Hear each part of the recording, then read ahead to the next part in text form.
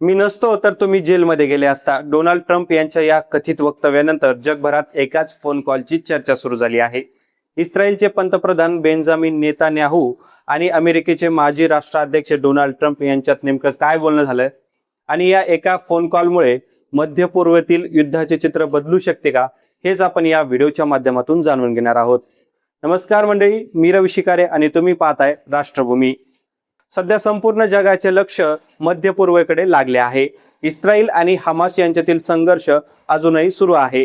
एका बाजूला युद्ध, दुसऱ्या बाजूला आंतरराष्ट्रीय दबाव आणि त्यातच अमेरिकेतील राजकीय घडामोडी. अशा परिस्थितीत ट्रम्प आणि नेतान्याहू यांच्यात झालेला फोन कॉल चर्चेचा विषय ठरला आहे. डोनाल्ड ट्रम्प यांचा इस्रायलला पाठिंबा हा काही नवीन विषय नाही. त्यांच्या अध्यक्षीय कार्यकाळात जेरुसलेमला इस्रायलची राजधानी म्हणून मान्यता देण्यात आली. तसेच इस्रायल आणि अनेक अरब राष्ट्रांमधील संबंध सुधारण्यासाठी अब्राहम अकॉर्ड सारखे ऐतिहासिक करार करण्यात आले. मात्र आज परिस्थिती पूर्णपणे वेगळी आहे. गाझामधील युद्ध अजूनही सुरू आहे. हजारो लोकांचा जीव गेला आहे. अनेक देश युद्धविरामाची मागणी करत आहे.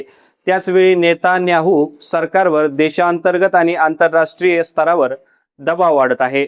अशा परिस्थितीत ट्रम्प आणि नेतान्याहू यांच्यात झालेल्या चर्चेकडे संपूर्ण जगाचे लक्ष लागले आहे. माध्यमांमधील अहवाल आणि राजकीय विश्लेषकांच्या मते ट्रम्प यांनी नेतान्याहू यांना युद्ध लवकर आणि निर्णायकपणे संपवण्याचा सल्ला दिला असावा. काम पूर्ण करा आणि विजय मिळवा असा संदेश त्यांनी दिल्याची चर्चा आहे. ट्रम्प यांच्या समर्थकांचे मत आहे की युद्ध जितके लांबेल तितका इस्रायलवरचा दबाव वाढत जाईल. त्यामुळे निर्णायक कारवाई करून संघर्ष संपवणे आवश्यक आहे. पण या फोन कॉलमधील सर्वात चर्चेत आलेली बाब म्हणजे एक कथित वक्तव्य. काही माध्यमातील दाव्यानुसार ट्रम्प यांनी नेतान्याहू यांना "मी नसतो तर तुम्ही जेलमध्ये गेला असता" असे म्हटल्याची चर्चा आहे. या विधानाची स्वतंत्र पुष्टी झालेली नसली तरी यामुळे राजकीय वर्तुळात मोठी खळबळ उडाली आहे. विश्लेषकांच्या मते ट्रम्प कदाचित नेतान्याहू यांना भूतकाळातील अमेरिकन पाठिंब्याची आठवण करून देत होते.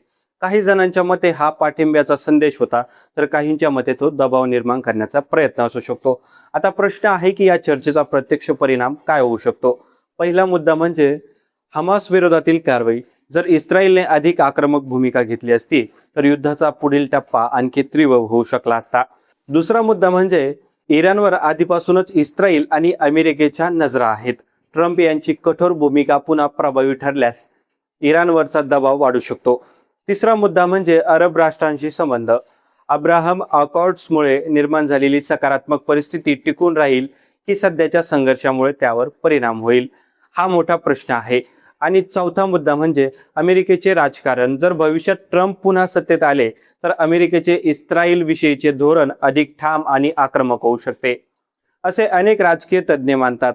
मात्र दुसऱ्या बाजूला युद्धविरामाची मागणी करणारे देश आणि आंतरराष्ट्रीय संस्था देखील सक्रिय आहेत. त्यामुळे नेतान्याहू यांना प्रत्येक पाऊल अतिशय काळजीपूर्वक टाकावे लागणार आहे. एक गोष्ट मात्र निश्चित आहे, हा फोन कॉल फक्त दोन नेत्यांमधील साधा संवाद नाही, तो मध्य पूर्वेतील भविष्यातील राजकारण, अमेरिका इस्रायल संबंध, इराणची भूमिका आणि जागतिक धोरणांच्या पुढील दिशेचा एक महत्त्वाचा संकेत मानला जातोय. आता सर्वांच्या नजरा नेतान्याहू यांच्या पुढील निर्णयावर असतील. ते ट्रम्प यांच्या कथित सल्ल्यानुसार अधिक आक्रमक भूमिका घेतील का, की आंतरराष्ट्रीय दबावाचा विचार करून वेगळा मार्ग निवडतील. तुम्हाला काय वाटतंय? ट्रम्प यांचा सल्ला इस्रायलसाठी फायदेशीर ठरेल की त्यामुळे संघर्ष आणखी भडकू शकतो? तुमचे मत कमेंटमध्ये नक्की सांगा. व्हिडिओ आवडला असेल तर लाईक करा, शेअर करा आणि आमच्या चॅनलला सबस्क्राईब करायला विसरू नका.